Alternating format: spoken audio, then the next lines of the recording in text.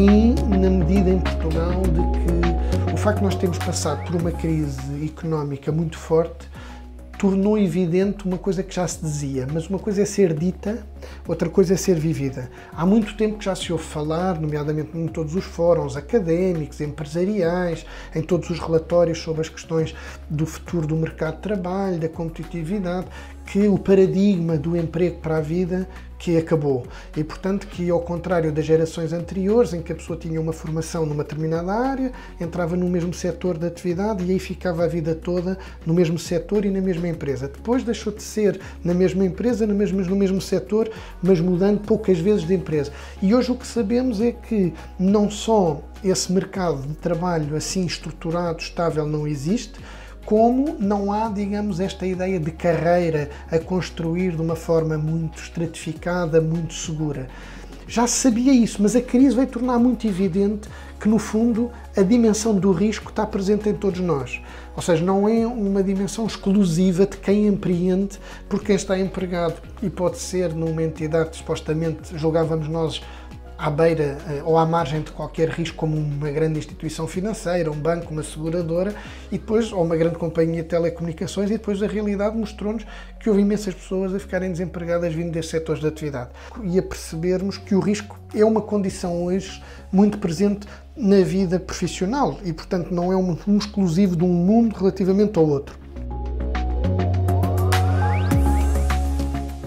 As startups nascem com propostas que são muito associadas a tudo o que tem a ver com a inovação e, portanto, com a incerteza. E, portanto, não se movem em contextos de grande estabilidade, onde seja possível, desde o início, desenhar organizações, nomeadamente empresas, altamente rígidas, altamente, digamos, estruturadas para o bem e para o mal. E, portanto, são contextos em que a palavra que as define é precisamente não só a incerteza, como flexibilidade, agilidade. E, portanto, eu diria que startup tem tudo a ver com flexibilidade entendida nesse sentido e, portanto, é porventura o meio onde essa flexibilidade e essa agilidade se encontra mais concentrada é numa startup, com certeza. Startups são organizações, entidades onde a agilidade e a flexibilidade são a regra e, portanto, até pela dimensão que têm, pela natureza de desafios que têm para resolver, toda a gente tem que fazer um bocadinho de tudo e, portanto, não há aquela tradicional lógica compartimentada de departamento do mundo corporate, em que este é o setor financeiro, ali é o setor de operações, logística, marketing. Quer dizer, muitas vezes algumas delas depois acabam por, quando crescem, reproduzir esse tipo de modelos mais departamentais, mas na origem não. Uma startup é, por definição, um modelo de grande polivalência. Pode parecer um bocadinho paradoxal, mas eu acho que oscilam entre estes dois polos. Perfis muito específicos, nomeadamente nas suas componentes mais técnicas, sem que sabem exatamente o que é que precisam para desenvolver aquele tipo de solução tecnológica e procuram, portanto, alguém que seja muito forte, muito competente numa determinada linguagem, numa determinada tecnologia, e depois precisam ao mesmo tempo ter pessoas de banda larga que numa fase inicial são capazes de serem super elásticas e muito eficientes a tratar de domínios que não são necessariamente convergentes em termos da mesma área funcional tradicionalmente numa organização.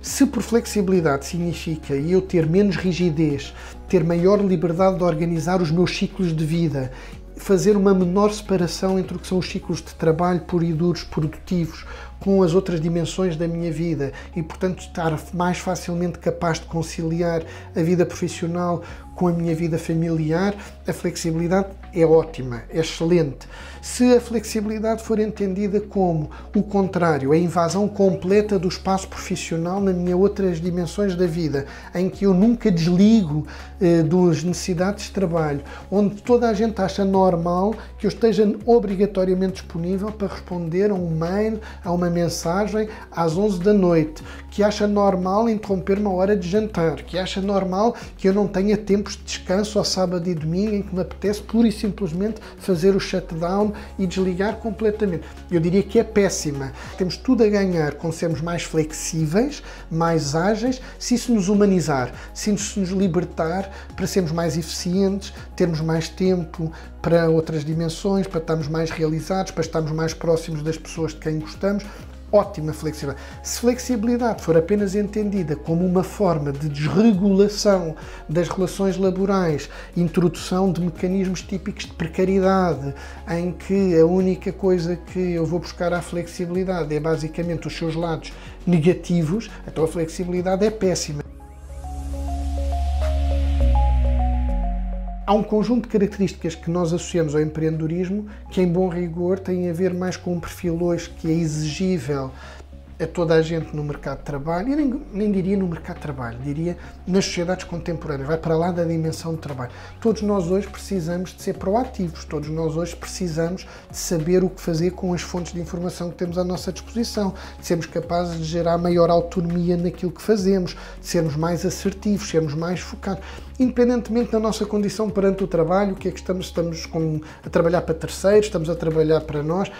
Acho que aí há temas que são absolutamente transversais em termos de características. Tem a ver com a forma como hoje nos organizamos enquanto sociedade e precisamente com os instrumentos e os mecanismos que temos à nossa disposição que não tínhamos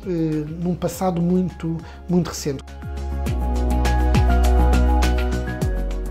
Eu não posso, por exemplo, numa grande organização, mudar o posicionamento, uma estratégia e testar rapidamente uma solução sem comprometer muita coisa. E, portanto, eu uso um bocadinho esta analogia, não é? Entre um petroleiro e um raft,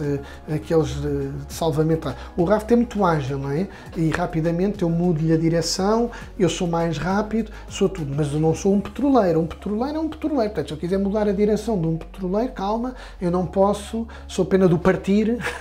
e criar uma maré negra, eu não posso mudar uma rota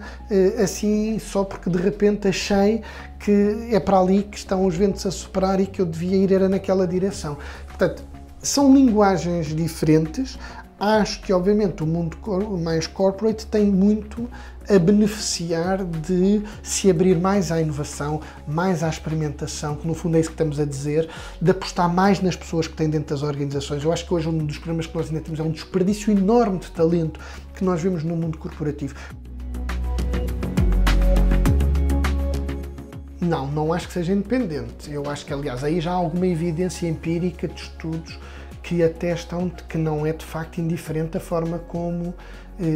nos organizamos no espaço de trabalho, desde as questões mais simples das condições físicas onde trabalhamos, se temos mais acesso à luz natural ou menos luz natural, às questões da ergonomia, em que espaço nos sentamos, se vivo num espaço em que estou mais fechado sobre mim mesmo ou mais exposto a um ambiente de inovação com colegas. Portanto, há hoje já mais do que evidência, já não é uma questão de opinião, é evidência empírica de que há de facto condições de trabalho que favorecem muito mais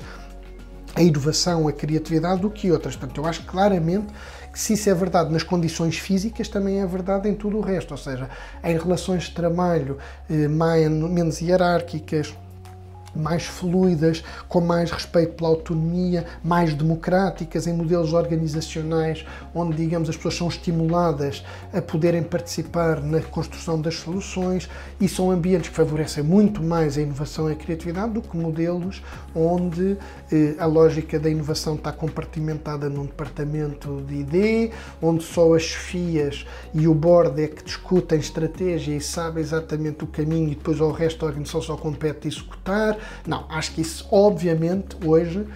impacta e muito na qualidade das organizações e no valor que conseguimos extrair delas. Nós temos hoje um problema brutal nas sociedades contemporâneas, porque o nível de mudança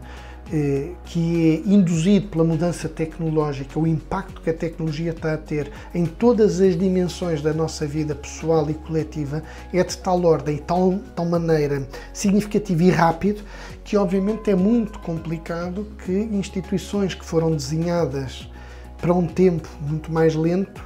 possam acompanhar esta vertigem dos tempos. Ou seja, é evidente que o processo de tomada de decisão, de construção, de decisão política num Parlamento,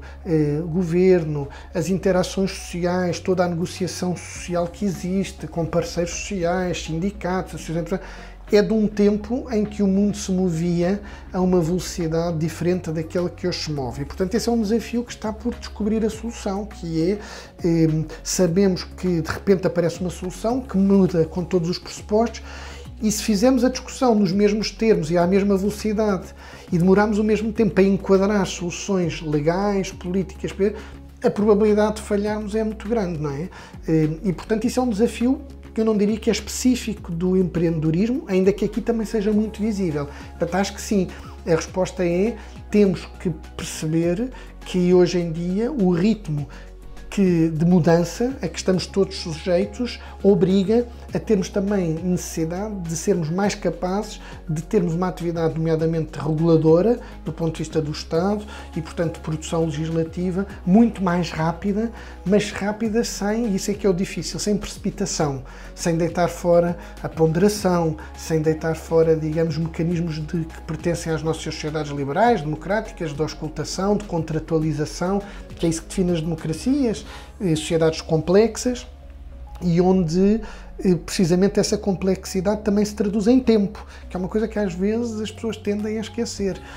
Dizem, vivemos tempos muito complexos, mas depois queremos soluções muito rápidas e fáceis. Ora, normalmente as duas coisas não andam assim a par e passo e, portanto, há que saber compaginar essa complexidade com esta agilidade e com esta maior necessidade de velocidade que temos que imprimir às soluções que coletivamente vamos ser capazes de desenhar para os novos problemas. E se quisermos pôr isto na forma mais tradicional de sempre, entre as forças, digamos, detentoras do capital e do mundo do trabalho, obviamente que há aqui relações que são desiguais. E obviamente que o Estado tem que proteger, na minha opinião, aqueles que têm menos capacidade de se defender sozinhos, que é o mundo nomeadamente do trabalho. Significa isto que eu estou a dizer que os Estados devem ter uma política anti-flexibilidade, anti-agilidade, que sejam profundamente defensores de modelos de organização de trabalho que eram aqueles do início do século XX?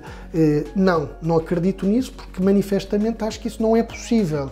Agora, acho que isso não significa que o Estado se possa demitir, e quando digo o Estado, no fundo estou a dizer nós, enquanto sociedade, de encontrarmos soluções que façam tentativamente encontrar estes equilíbrios entre esta inovação que é desejável, tudo isto, mas que depois proteja as pessoas nos seus direitos. Eu não quero viver em sociedades onde as pessoas, como eu disse há pouco, sejam destituídas de qualquer tipo de direito desde logo à sua individualidade, à sua privacidade, que sejam tratados como apenas um simples fator produtivo como outro qualquer, que se entrem numa folha de cálculo apenas como qualquer outro recurso, como de uma matéria-prima se tratasse. Não aceito isso como cidadão, não acho isso desejável. Não acredito também nos produtos e nos serviços que sejam desenhados enquanto modelo de negócio nessa lógica, porque acho que não têm sucesso e, portanto, o que nós temos visto são coisas muito complexas, que é, algumas destas grandes empresas tecnológicas têm este problema da concentração de riqueza, mas têm conseguido, umas melhor do que outras, ainda assim, ter práticas de gestão interna em que as pessoas não se sentem propriamente destituídas de direitos, violentadas, pelo contrário, têm uma grande capacidade de atrair muita gente para ir trabalhar para o seu interior. Quer dizer que estão a fazer alguma coisa de bem feito. É suficiente? Não, porque a questão não é só dentro dos headquarters destas empresas, o problema é qual é o efeito da externalidade que deixam nas sociedades onde se movem, e é muito importante que nós percebamos que hoje é muito complicado porque não há nenhuma correspondência entre as fronteiras de um Estado, onde as empresas acabam por ter atividade real, mas onde elas efetivamente depois conseguem pagar os poucos impostos que pagam, e isso tem consequências. Portanto, os temas são mais do que muitos e muito sensíveis. Portanto, o que eu digo é, isto não é dizer, bom, deixa andar, laissez-faire, laissez-passer, não. É preciso pensarmos, é preciso termos também a inovação, a criatividade do lado das políticas públicas para regular estas dinâmicas. No fundo é esse o desafio. É difícil, claro que é enorme, se fosse fácil, se calhar não estávamos aqui todos tanto tempo à volta destas questões.